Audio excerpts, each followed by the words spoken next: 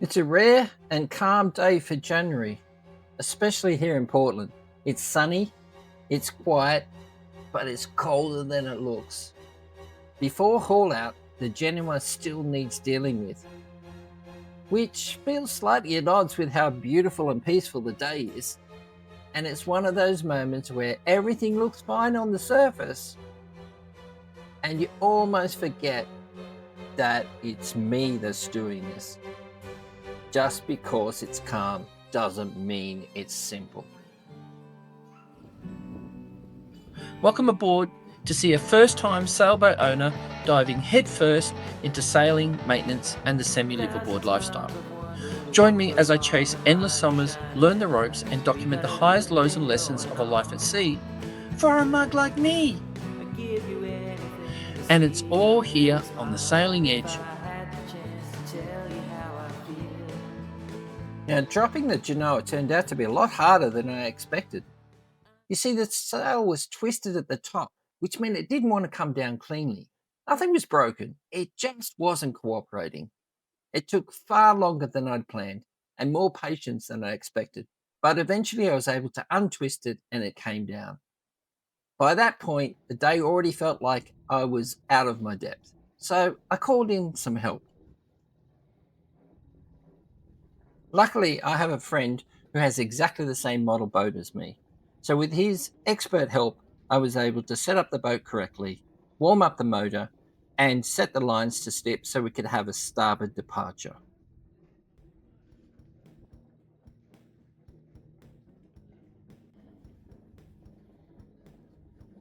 So, once the lines started coming off, the preparation was basically over. From that point on, we were committed to whatever state the boat was actually in. And with me at the helm, that could have been anything. Luckily, I had some expert help to keep me on the straight and narrow.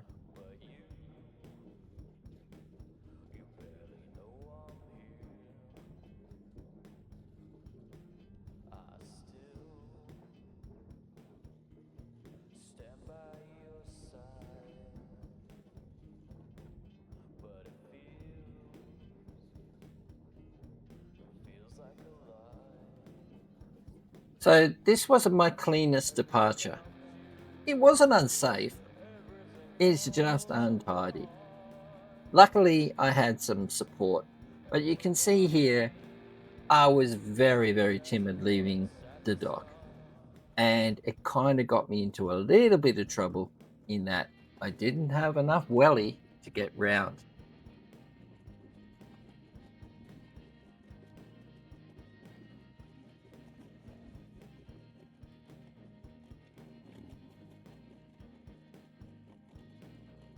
And it's about this point that we started to go sideways. So it was a little bit of throttle forward, throttle back, helm over. And as you can see, wasn't dangerous, but I wasn't drifting in the right direction.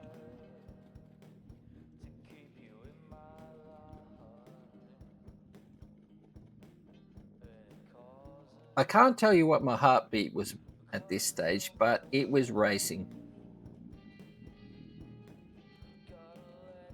Still, looking back on this and watching it now with you, it's not as bad as what it felt.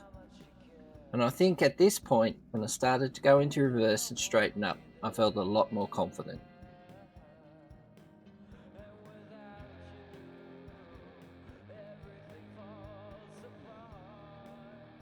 And just about here, this is where I felt I actually had control.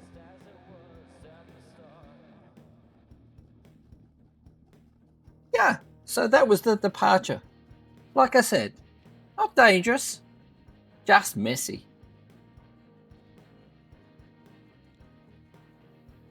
So we set off to go towards the dock to set up for the haul out the following day.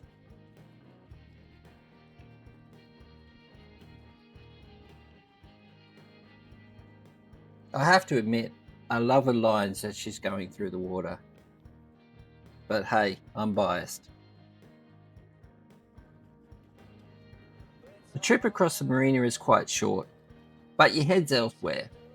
I was thinking about coming alongside, docking, making sure that I didn't do anything wrong and I didn't endanger anybody, and that I had enough fenders out on the port side because it was a port docking.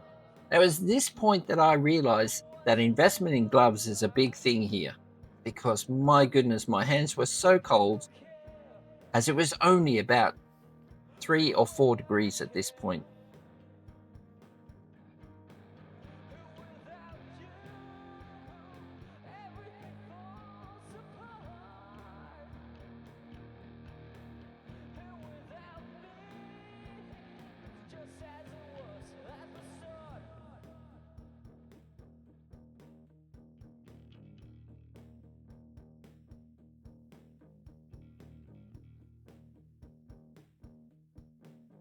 As I turned the corner and came into the main thoroughfare to dock on the port side, I was really pleased that there was nothing else there. It was great.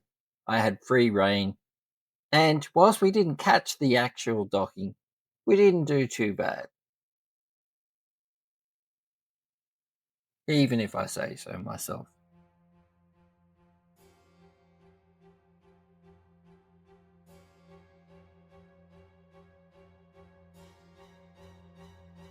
So after spending a night on the dock, it was haul out day. And again, it was another beautiful, clear, crisp day, albeit 2 degrees at this point, and I still can't believe this guy wore shorts in 2 degree weather. So basically, they walked it down the dock towards the sling, and I was just a viewer and a passenger at this stage. All I could do was watch and trust in their expertise to get her onto the sling and get her up out of the water. What was she going to look like? What was her bottom like? And what little nasties would I find? These were the things that were running through my mind at the time. And plus, please don't fall off the sling.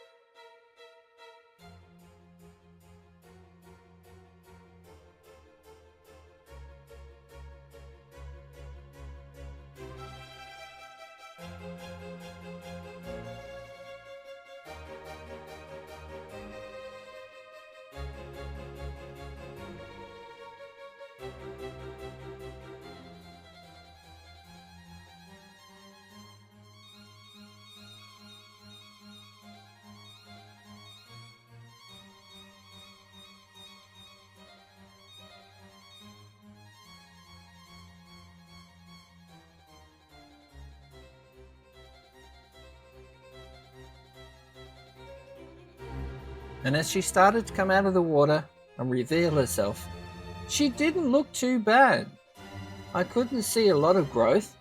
Sure, there was a bit there, especially at the waterline, but she looked very, very stable, and she looked great.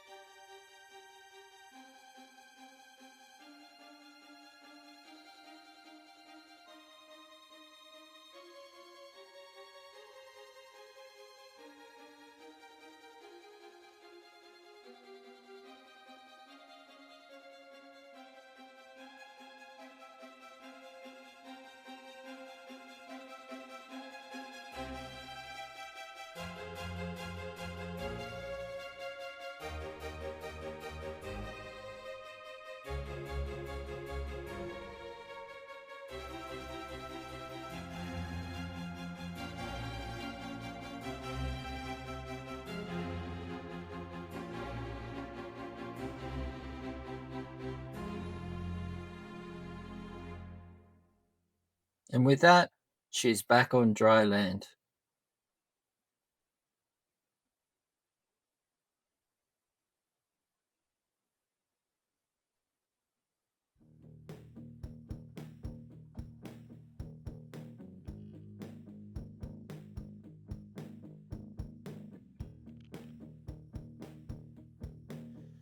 So the pressure wash started in earnest, and quite frankly, a lot of the growth came off very, very easily. There wasn't a lot that was there. The only factor was I was trying to stay out of the spray because it was so damn cold. But I thought she'd come up very well.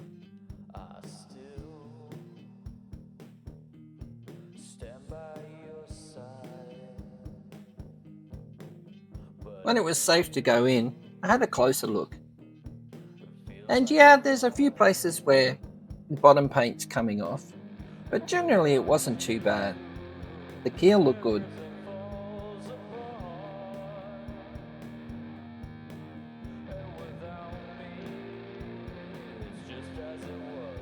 I'm not completely convinced about the condition of the prop. It might be fine, and it might clean up well, or it might be telling me something I don't yet understand. If you've dealt with this before, or seen this before, I'd be interested in your view.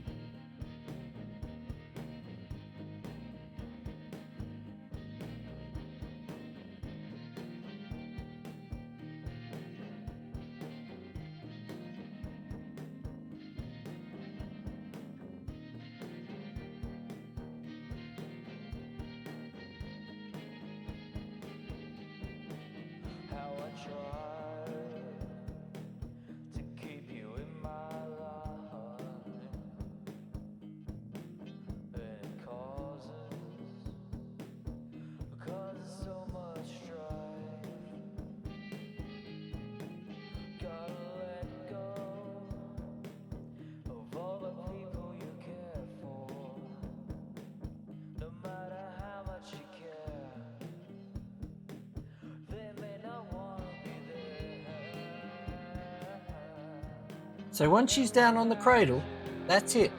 Everything's different from now on.